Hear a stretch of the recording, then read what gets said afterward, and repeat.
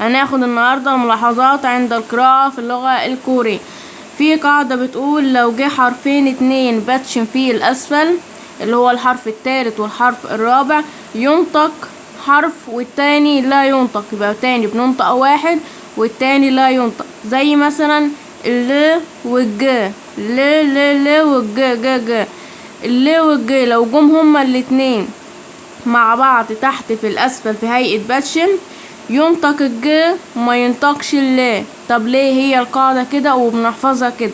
بنحفظ لما يجي حرفين اتنين اللا والج الاتنين دول مع بعض بنطق الج ما بنطقش اللا، قاعدة وبتحفظ خلاص. زي مثلا فعل القراءة اللي هو اجدع، اجدع، اجدع، اجدع، اللي هو فعل القراءة اجدع. نطقت الج ما نطقتش اللا لا. ليه؟ هي القاعدة كده لما يجي حرفين اتنين باتشن في الأسفل والحرفين الاتنين دول يكونوا اللا والج بنطق الج ما بنطقش اللا.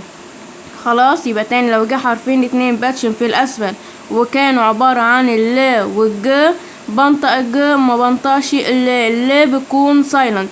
وهناخد قدام امتى بقرأهم هما الاتنين او امتى بنطقهم هما الاتنين. يبقى تاني عند اللا وعند الج بنطق الج ما بنطقش اللا، زي فعل القراءة اللي هو اجدع، اجدع، اجدع، اللي هو فعل القراءة.